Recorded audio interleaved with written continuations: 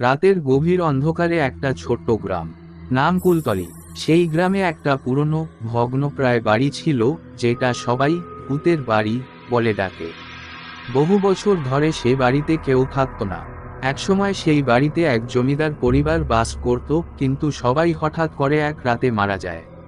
তারপর থেকে গ্রামের মানুষ সেখানে আর যেত না। রাতে সেই বাড়ির আশেপাশে গেলে নাকি মানুষের চিৎকার আর কান্নার আওয়াজ শোনা যেত। একদিন গ্রামের এক সাহসী যুবক নাম অরুণ ভাবল সে এই ভূতের গল্পের সত্যতা যাচাই করবে।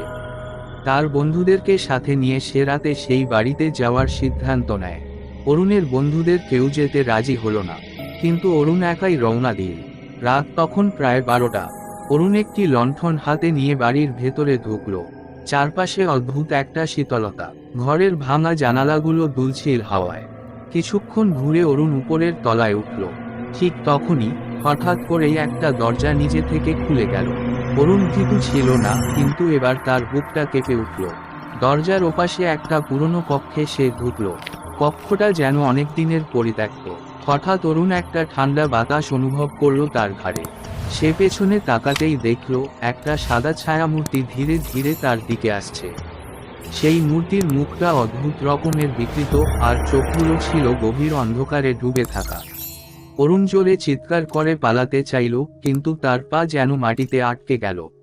মূর্তিটা কাছে এসে তার কর্কশ ভাঙ্গা গলায় বলল, তুই এখানে কেন এসেছিস? অরুণ ভয়ে কাঁপতে কাঁপতে বলল, আমি শুধু জানতে চেয়েছিলাম এখানে কি ঘটেছে। মূর্তিটা ধীরে ধীরে বলল, এই বাড়িতে একসময় আমরা সুখে ছিলাম, কিন্তু এক রাতে কিছু লোক এসে আমাদের সবাইকে মেরে ফেলল। আমাদের আত্মারা এখানেই বন্দী হয়ে আছে, কেউ আমাদের মুক্তি দিতে আসেনি। অরুণ কিছু বলার আগেই মূর্তিটা মিলিয়ে গেল। অরুণ আর দেরি না করে দ্রুত বাড়ি থেকে পালিয়ে আসল। পরদিন সকালে গ্রামের লোকেরা দেখল অরুণ চুপ করে বসে আছে, তার মুখে কোনো কথা নেই। সে শুধু ফ্যালফ্যাল করে তাকিয়ে থাকে, কারো প্রশ্নের জবাব দেয় না।